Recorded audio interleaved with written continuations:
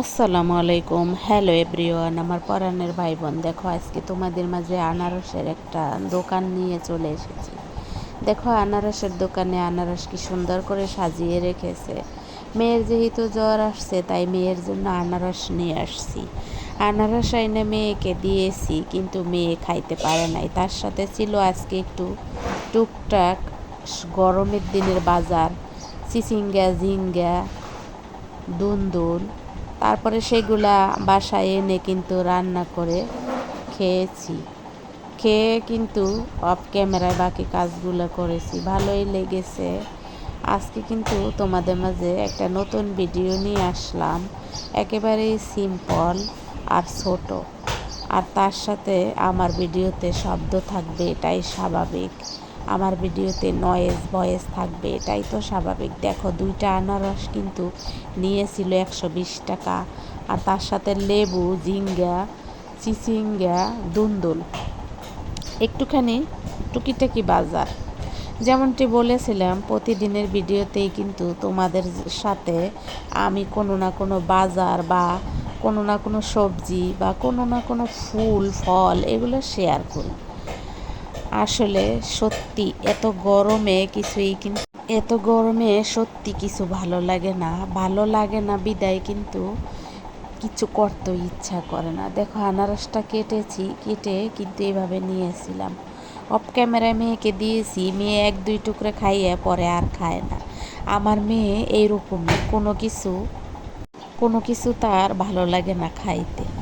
আমি যদি তাকে বকা দেই তাহলে তখন একটু খায়, তারপরে আর সেটা পছন্দ করে না। দুনিয়াতে মানুষ খাওয়ার জন্য কত কিছু করে, খাওয়ার জন্য এই বেরিয়ে ওই বেরিয়ে, এই ঘর ওই ঘর, এখানে ওখানে দৌড়েই বেড়ায়। কিন্তু আমার মেয়ে ব্যতিক্রম।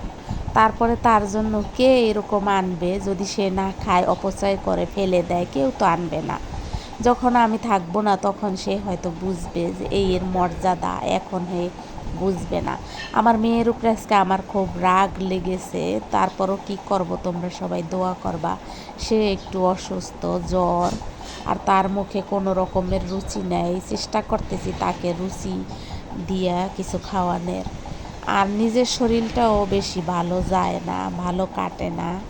আজকে টুকিটাকি দিয়ে তোমাদের মাঝে যে ছোট্ট একটা ভিডিও শেয়ার করলাম, তোমাদের কেমন লাগলো অবশ্যই কমেন্টে লিখে জানাবা।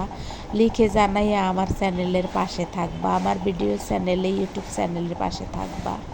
তোমাদের মাঝে আমি যে আমার ভালো লাগা কিছু রেকর্ড করে করে, ক্যামেরা বন্দি করে করে রাখি, রেকর্ড করে, সেগুলো তোমাদের মাঝে আমি শেয়ার করি এই কারণে, এগুলা যদি আমি মরে যাই তখন আমার মেয়ে বের কইরা কইরা দেখতে পাবে।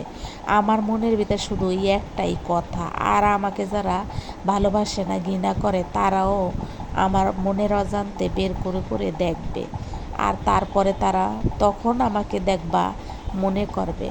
যাই হোক, আজকের ভিডিওতে দেখো কি কি ছিল সেগুলো সব তোমাদের সামনে। ঝিঙ্গা রান্না করেছিলাম, চিংড়ি দিয়া ঝিঙ্গা, চিচিঙ্গা আর দুন্দুল মিলাইয়া রান্না করেছিলাম। আর তারপরে রান্না করেছিলাম একটু গরুর মাংস। এই তো আজকে এভাবেই দিনটা কেটে গেছে সিম্পলভাবে।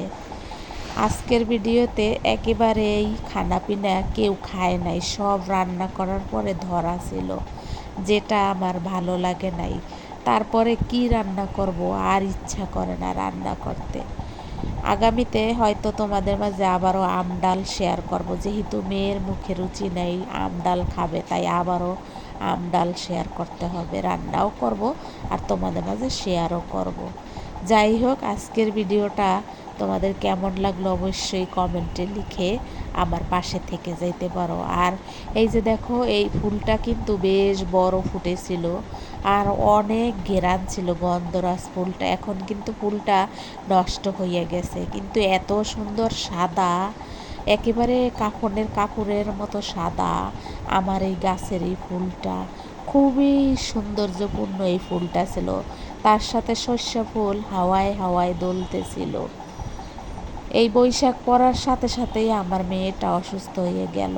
জানি না কবে সুস্থ হবে আর ভালোভাবে সে আবার খেতে পারবে। যাই যা কিছু আমি রান্না করি তা নাকি তার মুখে মজা লাগে না, মাটির মতন লাগে। গরম এবং ঠান্ডা দুইটা মিলাইয়েই কিন্তু আমার মেয়ের জ্বর সর্দি এগুলা এসেছে। কিছু অ্যান্টিবায়োটিকও তাকে দেওয়া হচ্ছে, দেখা যাক কি হয়। আজকের ভিডিওতে এই যে আকর্ষণীয় এই ফুলটা তোমাদের মাঝে অলরেডি কিন্তু শেয়ার করছি, আজকে আবার অন্যরকমভাবে করলাম। আর কাঠগোলাপ গাছের ফুলটাও আবারও দেখিয়ে দিলাম। আমি জানি আমার ভালো লাগা থেকে তোমাদেরও ভালো লাগে বিদায়ী কিন্তু তোমরা আমাকে ভালোবেসে দেখে যাও।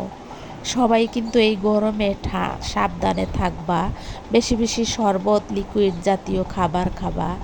লিকুইড জাতীয় খাবার খাইলে ভালো।